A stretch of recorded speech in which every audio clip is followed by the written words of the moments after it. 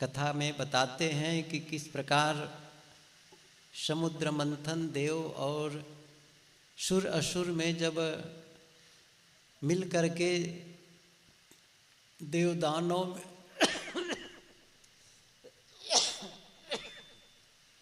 मिल करके समुद्र मंथन करते हैं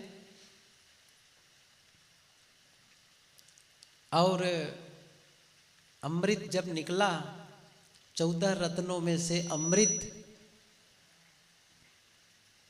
तो फिर उस अमृत को पीने के लिए दोनों ग्रुप में छीना झपटी मैं पीऊं, तो उसको जो इंद्र का पुत्र जयंत जी लेकर के भाग रहे थे, जा रहे थे, तो शायद विश्राम किए या उसी छीना झपटी में वो बूंद 4 जगह गिर गई। तो उसमें पहला है प्रयागराज, फिर हरिद्वार, उज्जैन और नासिक। हर 12 साल में वो कुंभ लगता है। कुंभ घड़ा जिसमें अमृत ले जाकर के दौड़ रहे थे, कुंभ का मतलब वही है घड़ा। अब वो कितना सच कितना क्या होगा, लेकिन इसका बड़ा महत्व है सामाजिक परिप्रेक्ष्य में। मैं कल थोड़ी सी बातें कही थी कि हमारा भारत देश बहुत बड़ा देश है, विभिन्न संस्कृतियां हैं, मान्यता वाले हैं, रीति रिवाज अलग अलग है। और एक ही प्रांत के होंगे आप लोग तो भी देखेंगे कि पूरब के रीति रिवाज अलग हैं, पश्चिम के अलग हो गए, उत्तर के अलग हो गए, दक्षिण के अलग हो गए। बहुत सारी मान्यताओं को लेकर के देवी देवताओं की पूजा पद्धति में भी बहुत अंतर। यहां से नजदीक है अयोध्या, आप वहां जाएंगे तो एक ही धुन सुनेंगे, सीताराम सीताराम सीताराम। और आप चले जाएंगे मथुरा और वृंदावन तो फिर राधे श्याम राधे श्याम राधे श्याम। अच्छा, बनारस चले गए तो शिव की पूजा है, दक्षिण भारत चले गए तो शिव फैमिली की पूजा है। ये अलग अलग लोगों की मान्यताएं। पानी टपक रहा है, अच्छा तो रोक दो, फिर कैसे किया जाए? अरे भाई एक बाल्टी भेज दो पीछे से, ले आओ ले आओ। देखो हम लोग कुंभ मेला में इतना पुण्य नहीं कमा सके कि पानी रोक सकें। कहाँ से पानी आ गया? ऊपर से।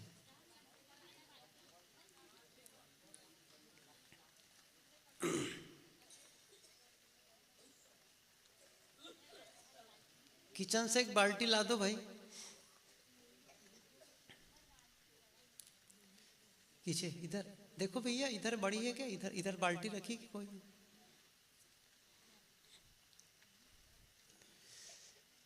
बारिश का मौसम तो बन ही गया है, 2-4 बूंद गिर गया तो क्या करें? यहाँ अमृत की चिंता करो, पानी की चिंता ना करो, है ना? ये सोचो कि हमारे में अमृत कैसे टपके, है कि ना? ये बान ही आता जाता रहेगा। कितनी बार बारिश हुई, पानी से भीगे, खैर वो बंद हो जाएगा। अब ये सोचो कि हमको अमृत मिले कैसे। थोड़ी सी मैं कुछ कहना चाहता था, लेकिन कुछ तो है अंतर। क्या कह रहा था? हाँ, विभिन्न रीति रिवाज के लोग एक जगह इकट्ठे होते हैं, आते हैं और एक दूसरे को करीब से देखते हैं। अब देखो यही कितने लोग बैठे हैं जो अलग अलग प्रांत के लोग, अलग अलग शहर के लोग, अलग अलग परिवार के लोग, अलग अलग संस्कार के लोग आए हुए हैं। और जैसा कि देश में विभिन्न जातियां हैं तो सबके अलग अलग ढंग है। और वे सब एक जगह आकर के, ये तो खैर अपना ही कैंप है, लेकिन और कैंपों में देखोगे बहुत सारे साधु संत के विचार, उनका पहनावा देखो अंतर, उनके विचारों में अंतर, रीति रिवाज में अंतर, एक दूसरे से देखें। हम क्या माने बैठे रहते हैं कि मैं जो जानता हूं वह सही है, मैं जो करता हूं वह सही है और यही अंत है, इससे बढ़कर के कोई दूसरा सत्य नहीं है। मैं सब कुछ जानता हूं, लेकिन जब औरों को देखते हैं तब लगता है नहीं, दूसरे में भी है, दूसरों में भी अच्छाइयां है। और तब मेरा दायित्व बन जाता है कि मैं अब उन दूसरों की अच्छाइयों को अपने जीवन में लाऊं।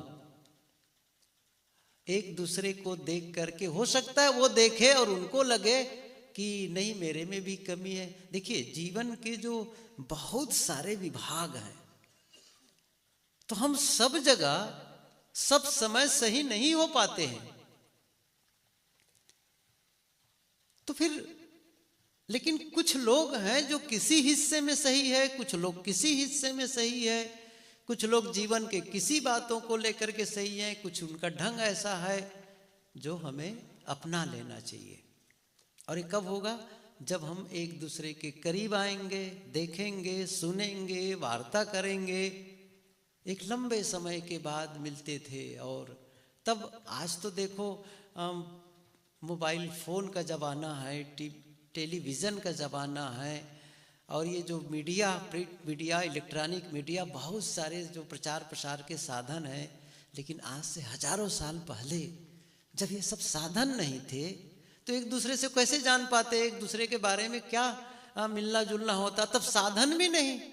आज तो क्या है, यहाँ बैठो ट्रेन से और बस भारत के दूसरे कोने में पहुँच जाओ, और आप फ्लाइट पकड़ लो तो पृथ्वी के दूसरे कोने में चले जाओ। लेकिन तब बताते हैं बुजुर्ग लोग पहले कि जो तीर्थ पहले जाते थे तो तीर्थ जाने वालों की आशा नहीं करते थे कि वो लौट कर आएंगे, इसलिए कुछ भोजन पानी सबको भोज भंडारा करके जाते थे। भाई अब समझो कि अंतिम में लौट के आ गए तो ठीक है, ना हो सके ना आ पाए, क्योंकि पैदल चलते थे, अपनी गठरी मोटरी लेकर के, सीधा सामान लेकर के चलते थे, जो कुछ पैसा कौड़ी लेकर के कैसे कैसे व्यवस्था करते थे सब लोग। लेकिन आज तो बात नहीं रह गई है। तो पहले एक दूसरे के बारे में नजदीक से जानना बहुत मुश्किल था, तो तब ये परंपरा चल पड़ी है। लेकिन मैं समझता हूँ आज भी भले ही हम एक दूसरे के बहुत सारी बातों को लेकर के जानकारी प्राप्त कर लेते हैं, लेकिन ये मेला का महत्व तब भी कम नहीं होगा। और इसमें आकर के हम देखते हैं लोगों के कैसे कैसे उनका रहन सहन है, कैसे कैसे उनके विचार हैं, मान्यता है। तो सब करीब आकर के देखना महत्वपूर्ण क्या है। मैं एक चीज बताऊं आपको, वह सब देख करके हम क्या चाहते हैं बताओ। बात यह है अब कि कोई किसी भी प्रकार की मान्यता वाला हो, कोई किसी भी प्रकार के विचार रखने वाला हो, किसी भी देवी देवता को मानने वाला हो, किसी भी संप्रदाय का अनुगमन कर रहा हो, सब के बाद वो सब करके हम क्या चाहते हैं? वो सब का उद्देश्य एक है, क्या? कि हम अपने जीवन को झांके। वो मानो एक जैसे दर्पण होता है ना, दर्पण, तो दर्पण के सामने जब चले जाओ तो आप अपना शरीर देखते हैं, मतलब शरीर, चेहरा देखते हैं, पहनावा ओढ़ावा देखते हैं, तो जैसा है वैसा आपको दिखने लग जाता है। कपड़े साफ है, साफ दिखा, मैला है, मैला दिखा, चेहरा साफ है, साफ दिखा, चेहरे में किसी प्रकार कोई गंदगी है तो वो दिख गया। अच्छा वो देख लिए। देखिए वो देखना कितना महत्वपूर्ण हो गया, अब आप समझो। ये जानना कितना महत्वपूर्ण हो गया कि ये मैला है, ये गंदगी है, ये कचरा है। चाहे अपना घर ही क्यों ना हो, आपका घर ही क्यों ना हो, आपका कपड़ा ही क्यों ना हो, आपका शरीर ही क्यों ना हो, ये पता चल गया।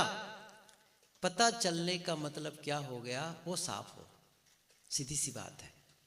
क्योंकि आप अपने चेहरे पर गंदगी रखना पसंद नहीं करेंगे। अभी पता नहीं था इसलिए वो गंदगी बनी हुई थी। अभी इससे पहले हम जान नहीं पाए थे, चूंकि दर्पण देखे ही नहीं थे। और दर्पण जब देखे नहीं थे तब पता भी नहीं था कि ऐसा कुछ है। और जैसे देखे तैसे पता चला। और जब पता चल गया तो हम बदल दिए उसको कि नहीं, ये नहीं होना चाहिए, ये कपड़ा इस प्रकार दिख रहा है, गंदा नहीं होना चाहिए, मेरा मकान में इस प्रकार गंदगी नहीं होनी चाहिए। तो जैसे ये पता चलता है हम उसे दूर करने के लिए पहल करने लग जाते हैं।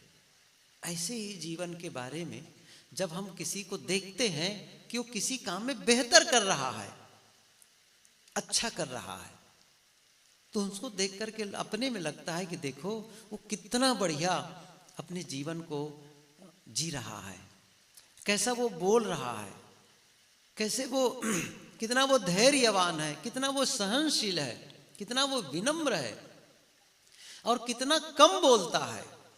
आप जब रहो साथ में तो देखो, एक आदमी है सुबह कई बार भड़बड़ भड़बड़ भड़ बोले चले जा रहा है, बोले चले जा रहा है, वो कोई अर्थ नहीं है, बहुत सारी बातें वो अनावश्यक ही बोलते चले जा रहे हैं, कोई मतलब नहीं बोलने का, लेकिन बोलते चले जा रहे हैं। और एक आदमी शांत, बहुत कम बोलता है, काम की बातें, ऐसा नहीं कि नहीं बोलता है, काम की बातें बोलता है, धीरे बोलता है। एक आदमी बोल रहा है तो दूर के लोगों तक आवाज पहुंच रही है, यहां से वो मेन गेट तक के।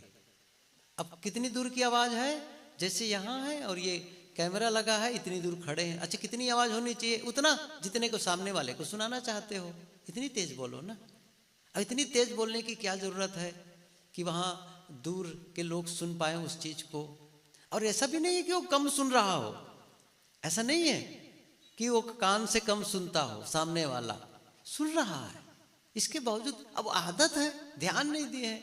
इस बार ख्याल आया, गुरुदेव जी के साथ जब रहना हुआ, पहले लंबे समय तक रहना हुआ, और जब उनसे जाना होता था मिलने के लिए,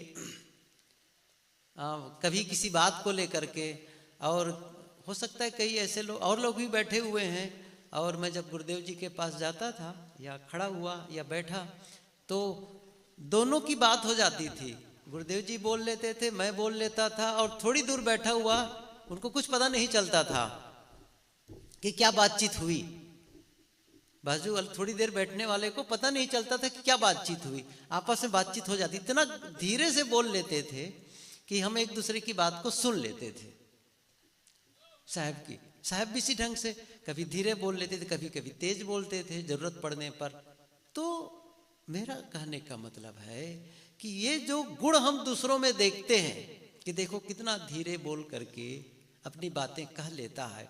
फोन में ही देखो, आप लोग सब समझते होंगे, फोन में ही कुछ लोग ऐसे बोलते रहते हैं जैसे पूरे, वो कहते हैं ना गांव गुहार, आसपास के लोग, दूर तक के लोग सुन ले पूरी बातें। अच्छा, क्या जरूरत है? फोन में तो यही स्पीकर लगा हुआ है, आप धीरे बोल करके अपना मैसेज, संदेश दे सकते हैं। मैं क्यों कह रहा हूं ये बातें? ये जो मैनर्स है ना, गुड मैनर्स जो कहा जाता है ना, एक जो शिष्टाचार, जो अदब लिहाज ढंग है जीवन का, आखिर क्या चीज है जो हमारे व्यक्तित्व को निखारता है? आप बताओ जरा से, इस चीज को देखें, क्या है जो हमारे व्यक्तित्व को निखार रहा है? क्या सुंदर कपड़े, क्या बहुत सुंदर कपड़े, या फिर कुदरती रूप से, भाई ठीक है आप रूप सुंदर हैं, आपका चेहरा अच्छा लग रहा है, लोग कहते हैं कि भाई सुंदर है वो, अच्छा ठीक है भी, अब वो भी तो एक मान्यता ही तो कोई सुंदर कह रहा है। जो आपको सुंदर कोई कह रहा है ना, लेकिन आपका कोई दुश्मन होगा आपको सुंदर नहीं मानता होगा, ये भी सच है। वो आपसे जो बहुत करीब और प्रेम करने वाले ही सुंदर कह सकते हैं। क्या अपना दुश्मन अपने को सुंदर लगता है? नहीं लगता है। और जिससे आप प्रेम करते हैं, चाहे वो कितना ही कुरूप दिखता हो, बड़ा प्रियकर होता है, वो बड़ा सुंदर लगता है। तो वो तो सुंदर असुंदर तो बात अलग है, लेकिन फिर भी कोई ये माने तो वो हमारे व्यक्तित्व को नहीं निखारता। निखारता भी है तो कुछ देर के लिए, कुछ समय के लिए है, ठीक है। प्रेजेंट मतलब शुरुआत में ही थोड़ा से अट्रैक्शन होगा, थोड़ा से आकर्षण होगा, थोड़ा उसके प्रति हम खींचेंगे। बड़ा व्यक्तित्व भाई, एक लंबा चौड़ा आदमी है और थोड़ा सा हेल्दी है, स्वस्थ लग रहा है, और गोरा चिट्ठा आदमी है, अरे भाई कौन है, थोड़ा सा भव्य रूप दिख रहा है, आकर्षित हो गए। लेकिन उनका जब रहन सहन है, उनके बोलने का ढंग है, जीने का ढंग है, खाने पीने का ढंग है, चलने फिरने का ढंग है, यह कहीं शिष्टाचार के खिलाफ है, तो बहुत देर तक उनका साथ नहीं कर पाएंगे। क्या लगेगा? ठीक है, बस थोड़ी देर के लिए है, शॉर्ट टर्म में तो ठीक है, लेकिन लॉन्ग टर्म में लंबे समय तक साथ करना हो तो हम क्या चाहते हैं? एक अच्छे इंसान से मित्रता हो, अच्छे इंसान का साथ मिले, ये हम चाहते हैं।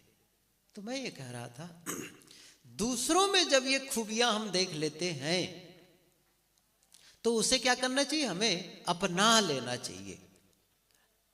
हम लोग क्या करते हैं? दूसरों की गलतियों को अपनाने लग जाते हैं। वो ऐसा कर रहा है तो मैं भी ऐसा करूं, वो गलत कर रहा है तो मैं भी गलत करूं, वो जोर से बोल रहा है तो मैं भी जोर से बोलूं, वो कटु बोल रहा है तो मैं भी कटु बोलूं। नहीं, ऐसा नहीं है। आप दूसरे के अच्छी बातों को आप ले, दूसरों की गलतियों को न ले। आप इस चीज को समझे। कई बार साहब जी कहा करते हैं ना कि एक आदमी है जो टोपी लगाया है, तो टोपी लगाया है तो आप देखकर हाँ भाई चलो भाई टोपी लगा ले, टोपी के बदले टोपी, वो टोपी लगाया, अच्छी बात, मैं भी टोपी लगा लूं, ये बात समझ में आती है। लेकिन कोई आदमी नाक कटाया है तो क्या करेंगे आप? हाँ बताओ मुझे। अच्छा तो नाक कटाएंगे? मेरा मतलब ये है, किसी के अच्छाइयों को ले लो ना। अब वो कहीं गड़बड़ी कर रहा है, गलत कर रहा है, तो भी आप अपनाने में लगेंगे, तो क्या अच्छे लगेंगे आप? मतलब मैं कह रहा हूं, कोई धीरे बोल रहा हो, मीठे बोल रहा हो, अच्छी बात कह रहा हो, तो ऐसा लगे नहीं मुझे भी जीवन ऐसा जीना चाहिए। लेकिन कोई कटु बोल रहा हो, किसी के शब्द में कुछ अश्लीलता हो, तो फिर नहीं, ये उनका ढंग है, ये उनका ढंग है, मेरा ढंग ये नहीं है। ये सावधानी की जरूरत है। मैं इसलिए कह रहा था कि किसी के जीवन में यदि ये अच्छा दिखे, जो सचमुच हमारे व्यक्तित्व को निखारता है, बनाता है, अच्छा लगता है। अब जब मुझे अच्छा लगा तो फिर औरों को भी लगता है ये चीजें। मैंने कहा था ना कि कैसे मितभाषी, कम और धीरे बोलने वाले को कौन पसंद नहीं करेगा? जो बड़बड़ बड़बड़ करने वाले बकवादी को कौन पसंद करेगा? नुकसान करते हैं वो, दूसरों का, अपना तो करते ही हैं, दूसरों का भी कर बैठते हैं। और दूसरों का नुकसान तो वही करता है जो पहले अपना नुकसान कर लेता है। अब ये भी नहीं कह रहा हूं कि पूरी तरह मौन हो जाना है, ऐसा थोड़ी कह रहा हूं कि भाई आप मुंह में ताल लगा दो।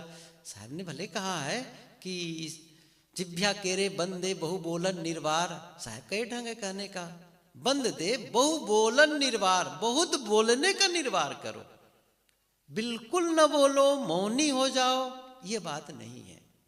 बोलना है और नहीं बोलना है, ध्यान दो इस चीज को। संतुलन में जीवन चलता है, हमारा जीवन संतुलन में सही होता है। केवल बड़बड़ाने से काम नहीं बनेगा और मौन रहने से काम नहीं चलेगा। तो क्या करना होगा? बोल अबोल एक हो जाई, जैसे साहब ने कहा ना, बोलना है और नहीं बोलना है, ये संतुलन। अब मैं इस थोड़ा और विस्तार करूं इस विषय को तो ऐसा होगा, जैसे भोजन, जीवन कैसे चलता है? भोजन से। ठीक है, भोजन से चलता है, लेकिन केवल भोजन से नहीं चलता है। भोजन करना और फिर भोजन नहीं करना दोनों बातें हैं। क्या भोजन करने मात्र से जीवन चलता है? आप भोजन करने चले, खाते रहो खाते रहो खाते रहो खाते रहो सुबह से शाम तक, नहीं। भोजन करना और फिर उसके बाद में न करना, पानी पीना फिर पानी न पीना, जागना फिर सोना, हर चीज युक्ताहार विहारस्य, मतलब सोना भी है जागना भी है, भोजन करना भी है और एक समय भोजन नहीं भी करना है, बोलना भी है नहीं बोलना है। ये संतुलन को ध्यान में रखो। और ये दोनों के बीच में जीवन चलता है, और सही तरीके से यदि करना हो तो संतुलित जीवन साधना। ये तो साधक का मतलब, साधना का मतलब यही तो हुआ ना। पहले ये जो इलेक्ट्रॉनिक जो तराजू नहीं होता था ना, जिसमें आजकल डिजिटल तराजू होते हैं ना, तो पहले क्या होता था, ऐसा तराजू वाला होता नहीं था जिसमें कांटे होते थे, दोनों तरफ पल्ले होते थे, एक तरफ बाट होता था, दूसरे तरफ सामान रखा जाता था, तो ऐसे उठाया जाता था। तो उठाते समय कांटा सीधा होता था, तो फिर तौलने वाले से देखो भाई ठीक से साध के देना, ठीक से साध के देना, सही साध करके। कुछ लोग यदि कोई गलत तौल देते, वो कांटा मारता है, उनके हम मत जाया करो। कांटे मारने का मतलब वो तौल ही गलत देता है, गलत ढंग से तौलता है। तो कहने का मतलब है ठीक से साध करके। साधना मतलब न इधर झुके न उधर झुके, अति में न जाओ, अति में न जाओ, यही तो साधना है, अति में नहीं। जीवन का संतुलन। तो मैं कह रहा था कि बोलना तो है, लेकिन न बोलने का भी ध्यान रखना है, न बोलने का भी। तो दोनों के बीच में ध्यान रखना है कि नहीं। एक कहानी मैं कहा करता था पहले, अब फिर से उसको रिन्यू कर दूं कि कैसे बोलना और न बोलना दोनों महत्वपूर्ण कैसे है। एक घर था, एक आदमी घर में बिल्ली पाल रखा था, और केवल बिल्ली नहीं पाला था, वो कुत्ता भी पाला था। दोनों, बिल्ली भी थी और कुत्ता भी था।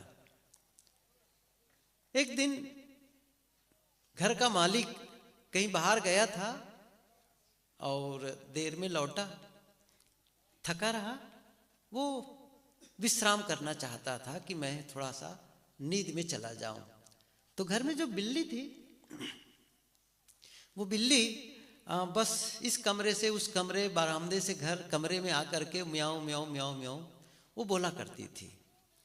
और उसके बिल्ली के बहुत बोलने से जो गृहपति था उसकी नींद भंग हो जाती थी, बार बार उसकी नींद खुल जाती थी और बिल्ली बार बार बोला करती थी। अब घर मालिक परेशान हो गया, और ये कब से बोली चली जा रही है।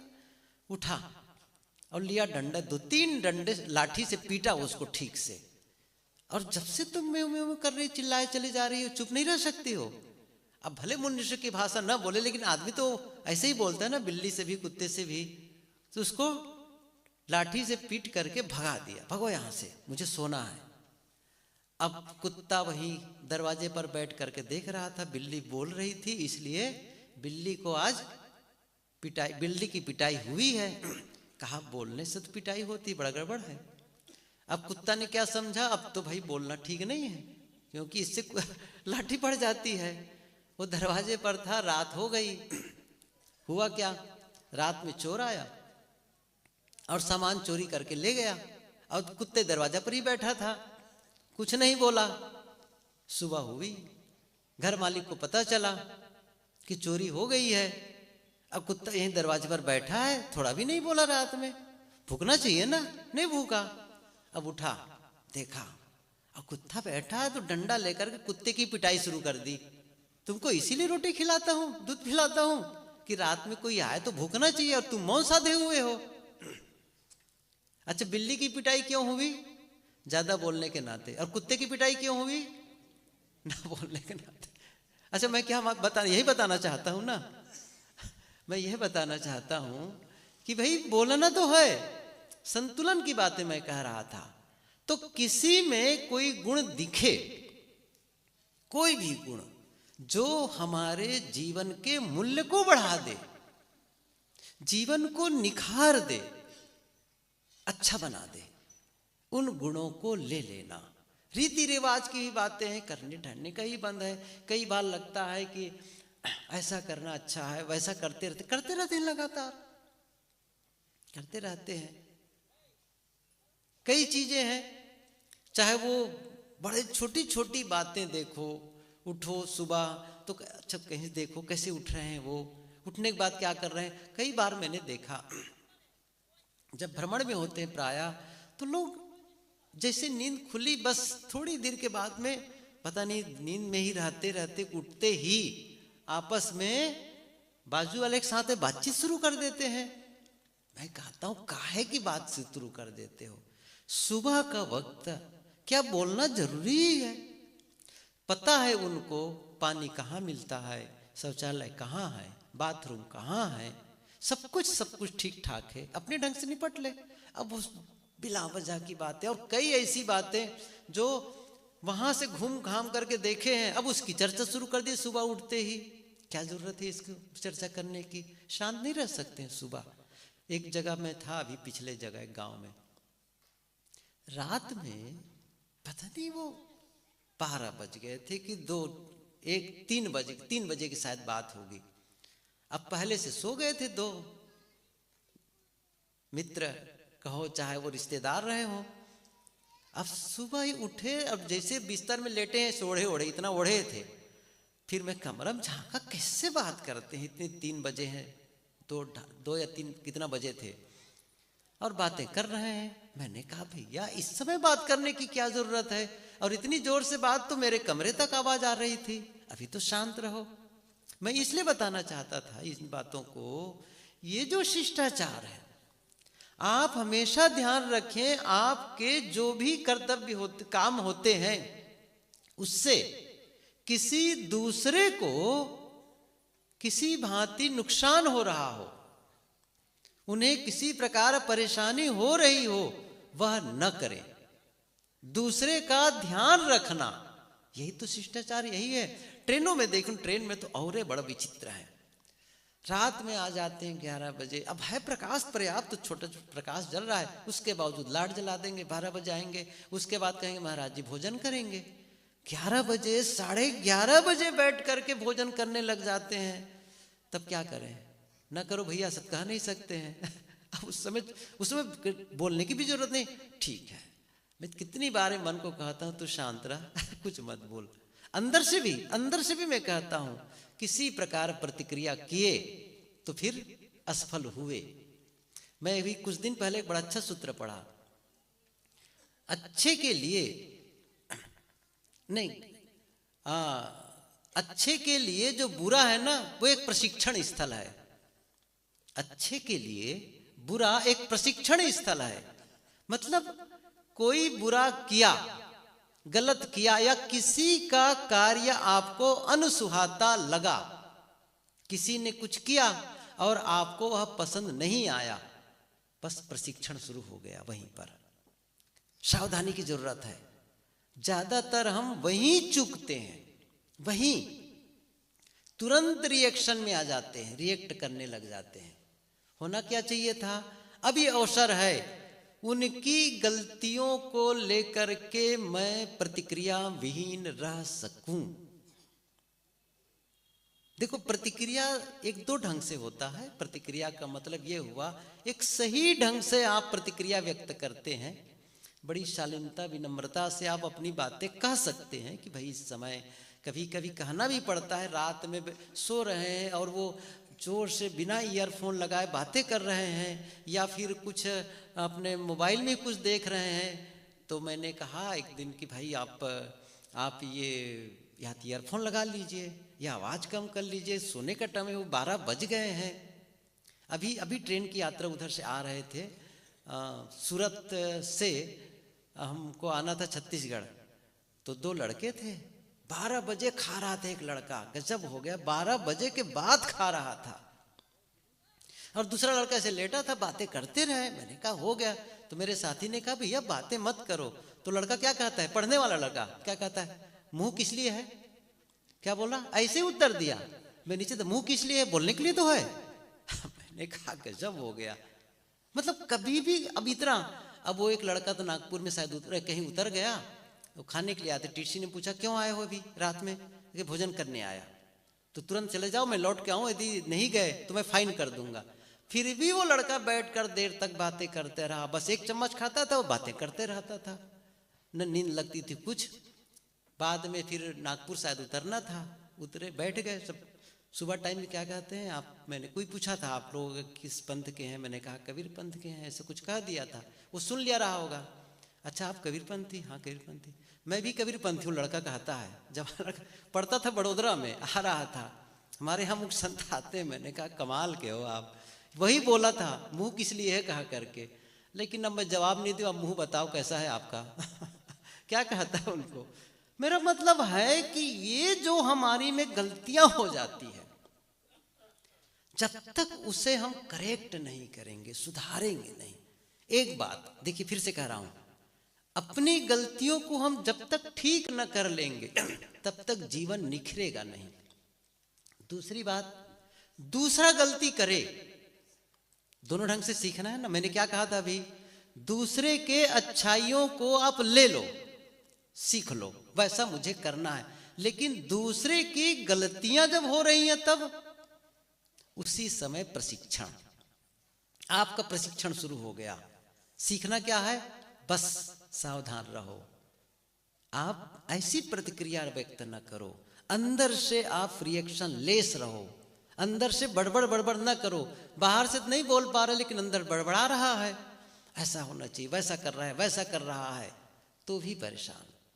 उस समय भी शांत, अंदर से भी आप बिल्कुल शांत रह सको, उसके बारे में बहुत विचार मत करो, स्वीकार, ठीक है यहां पर यही है, इसकी आवश्यकता, इस समय मुझे इसी में शांत रहना है, उनका ढंग है ये, उनका ढंग है। इस प्रकार जब सोचने लग जाते, वही मैंने कहा ना, शुरुआत जब करेंगे इस चीज के लिए, जब आप शुरुआत करेंगे ऐसा करने के लिए, तब अचानक ये काम नहीं हो पाएगा। क्या होगा, तब तो शुरू कर देगा, फिर आएगा, फिर अब फिर से होश संभाल, वही होश की जरूरत है हमें। हम जो बेहोशी में जीवन जीते हैं ना, पता ही नहीं चलता हम कैसे बेहोशी में जिए चले जा रहे हैं। वहीं पर होश संभालने की जरूरत है। नहीं क्यों, कब होश संभाले, होश कहाँ है, होश बाहर थोड़ी है आपके, होश हाथ में थोड़ी है, होश पैर में थोड़ी है, होश यही है, बेहोशी वही है।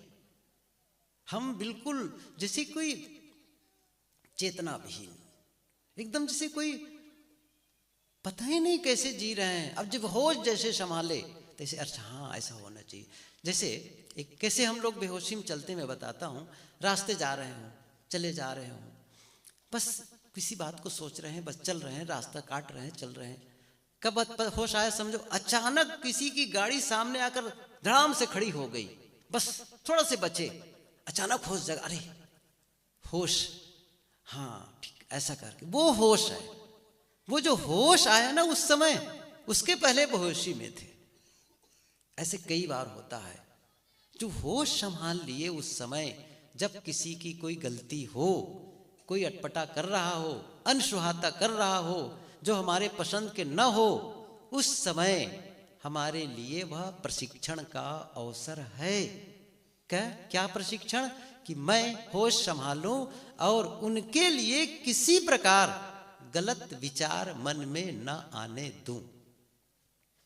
ये सावधानी रखना, क्योंकि आखिर में जितनी बार लोग गलत करेंगे उतनी बार मैं गलत विचार करता जाऊं, गलत विचार करता जाऊं, तो घटना वहां घटी, घटना वहां घटी, लेकिन विचार मेरे भीतर आए और उन विचारों का प्रभाव मेरे को पड़ेगा। वहां नहीं जाएगा उनको विचारों का प्रभाव, वो बाद में जाएगा, बात अलग है। लेकिन यदि मेरे मन में गलत विचार आया, उन गलत विचारों का प्रभाव मुझे पड़ेगा, अच्छे विचारों का प्रभाव मुझे पड़ेगा। बताइए कितनी बड़ी बात है ये। साधना केवल आधा घंटा बैठ लो, 1 घंटा बैठ लो, इतना थोड़ी है। सत्संग वहां फलित होता है। यहाँ हम जो ज्ञान अर्जित करते हैं, जो भी ज्ञान अर्जित करते हैं, जो एक सिस्टम अर्जित करते हैं, उस सिस्टम को जीना है। और मैंने अभी बीच में कहा था, लेकिन अब जीने की शुरुआत करेंगे, उसको आप एडॉप्ट करेंगे, उसको अप्लाई करना चाहेंगे, उसको अपने जीवन में अपनाना चाहेंगे, जीवन का हिस्सा बनाना चाहेंगे, तब वो अनायास हो नहीं जाएगा कि अचानक हो ही जाएगा। आप हारेंगे जीतेंगे, हारेंगे जीतेंगे। लेकिन साहब ने क्या कहा, गिरत परत चढ़ी ऊंचा, डगमग छाड़ दे मन बावरा। साहब ने कहा गिरत चढ़त पड़ी ऊंचा, गिरते पड़ते थोड़ा से उठ थोड़ा से चढ़े। साधना का मतलब ही यही हुआ, हम असफल भी हो जाएंगे, फिर सफल होंगे, फिर असफल होंगे। लेकिन हमने पहली बार की असफलता में छोड़ दी, फिर कभी सफल नहीं हो पाएंगे। हमें तब तक लगे रहना है जब तक सफलता न मिल जाए, मतलब जो हम चाहते हैं उस दशा में न पहुंच जाए। सचमुच किसी ने गलती की और अंदर से हम शांत रह सके, उनके विषय में भी गलत न सोच पाए या गलत विचार ना आए। अच्छा आ भी गया, फिर से मैं बता रहा हूं, आ भी गया तो क्या करना है? आ भी गया तो अंदर से ही अपने आप को क्षमा मांग लेना। नहीं मैं भूल गया, मुझे क्षमा चाहिए, खुद से क्षमा मांग लो, ये मैंने चूक गया, ये मैंने चूका है, यहां पर गलती हो गई है, ऐसा नहीं करना है मुझे। मतलब जैसे होश आया सावधान हो जाओ। ये छोटे छोटे काम जब अब हम करने लगते हैं ना, तो भीतर होश बढ़ता चला जाएगा, अधिक सावधानी हो जाएगी, और जो हमारे भीतर में जो गंदगी है ना विचारों की, वो धीरे धीरे कम होती चली जाएगी और अच्छा होता चला जाएगा। और जैसे ही वो खत्म होने लगेंगे, पवित्रता का विकास होता चला जाएगा। तो मैं ये कह रहा था कि नहीं आ रहा है, अच्छा मैं सोचा, मैं बहुत देर से बोल रहा हूँ, हमारे संत लोग विराजमान हैं, पता नहीं साहब जी कब तक आते हैं। मैं कह रहा था बस कुछ बातें बता रहा हूँ। देखो स्वर्ण साहब जी बुलाओ।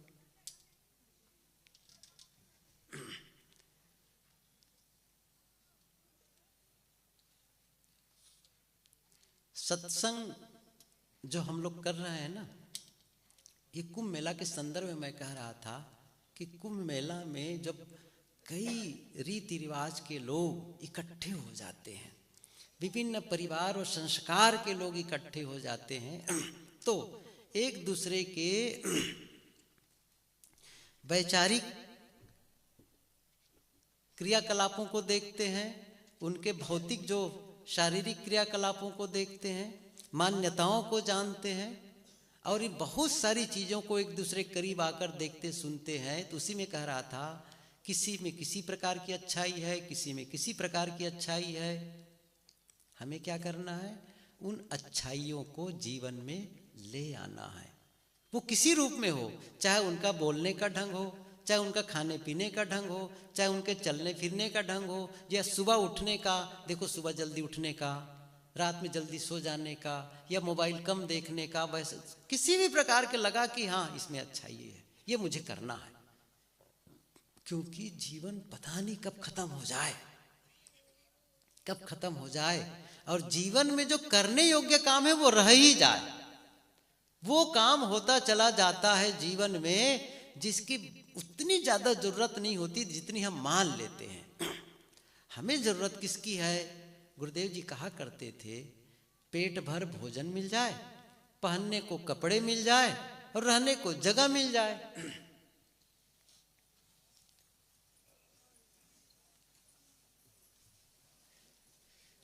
हाँ थोड़ा सा, बहुत देर से बैठे हैं, पैर थोड़ा अकड़ रहा हो, थोड़ा सा उसको ठीक ठाक कर ले, है ना, हिला डुला ले, और जिनको आगे बढ़ना है आगे बढ़ जाएं, और जिनको पीछे जाना है पीछे चले जाएं। बोलिए सदगुरु देव साहेब बंदगी।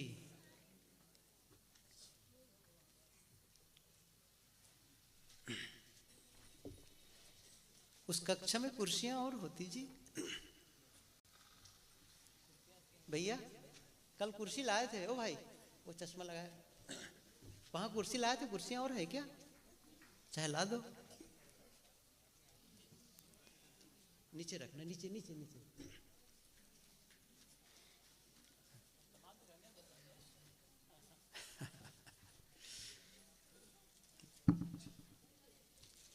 बैठ जाइए ना, बैठिए बैठिए, सब लोग बैठ जाइए।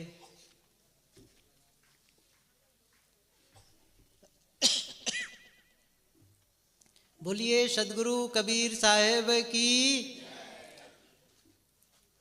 काफ़ी देर से बैठे हुए हैं और इसी के लिए आए भी हैं।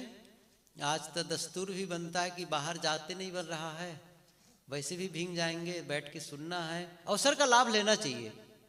अवसर मिला, किसी का मन भी बना होगा बाहर जाने का और बारिश के नाते नहीं जा पाए तो धन्यवाद दो, हमको सत्संग का अवसर मिला। हम यहाँ बैठेंगे, रोज़ तो घूमते घूमते दुनिया देख रहे हैं, खुद को देखने का, खुद के जीवन को झांकने का अवसर मिला है। इसके लिए हम बारिश को धन्यवाद दें, ये नहीं कि उनको कोसने लगे।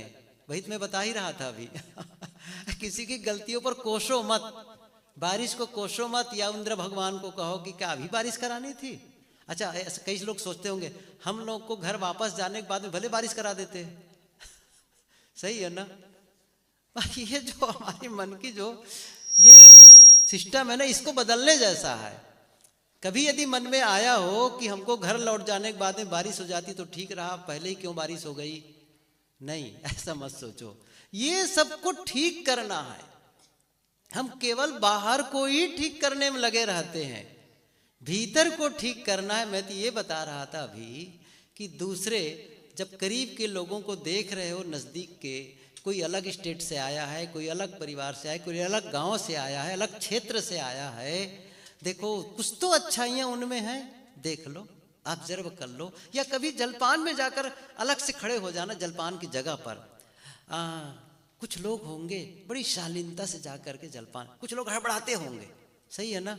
तो हड़बड़ाने वाला वो अपना काम, अपने को हड़बड़ाने वाला बनना है कि शांत वाला बनना है, बस वो देख लेना जरा से बस। अच्छा, कुछ लोग होंगे सेवा में लगातार लगे हुए हैं, सुबह भी जाएंगे तो सेवा लगा कर रहे हैं, दोपहर जाएंगे सेवा कर रहे हैं, शाम को जाएंगे सेवा कर रहे हैं। अच्छा, मेरा कब हिस्सा लगने वाला है? हम जा रहे हैं, सुबह सेवा लेने के लिए जा रहे हैं, अच्छा दोपहर सेवा लेने के लिए जा रहे हैं, शाम को सेवा लेने के लिए जा रहे हैं, दिन में सेवा ले रहे हैं, रात में सेवा ले रहे हैं। मैं ये कहना चाहता हूं कि आखिर में एक इंसान लगातार सेवा कर रहा है और एक मैं जो एक छोटा सा भी बर्तन उठाने में, एक आदमी को भोजन परस के खिलाने में कठिनाई हो रही है, तो किस में कौन इंसान अच्छा है बताओ आप। हम चाहते हैं ना, अच्छा इसलिए कह रहा हूं कि मैं चाहता हूं कि मेरे सामने कोई भोजन ला दे, मुझे अच्छा लगता है। लेकिन जब आप किसी के सामने भोजन परसेंगे तो उनको अच्छा नहीं लगेगा, तो वो अच्छा काम आपको नहीं करना चाहिए, मुझे नहीं करना चाहिए। एक आदमी वही कचड़ा पड़ा है उठा करके टोकरी में फेंक दिया, साफ हो गई, कैसा लगा? यही तो सीखना है हम सबको आकर के यहीं पर। सुबह उठा, जल्दी स्नान करके आ गया, या व्यायाम कर रहा है, या फिर वो ध्यान में बैठ रहा है, या पाठ कर रहा है, देखो बेचारा उठा है और इतना कर रहा, मैं सोया हुआ हूँ देर तक के। अच्छा, क्यों देर तक सोया हूँ? देर तक मोबाइल देखता रहा, देर तक बातचीत कर, देखता घूमता रह गया। नहीं, मुझे ये भी करना है। आप पुण्य की नगरी में आए हो, गंगा यमुना के तट में हो, तो पुण्य कमाना है।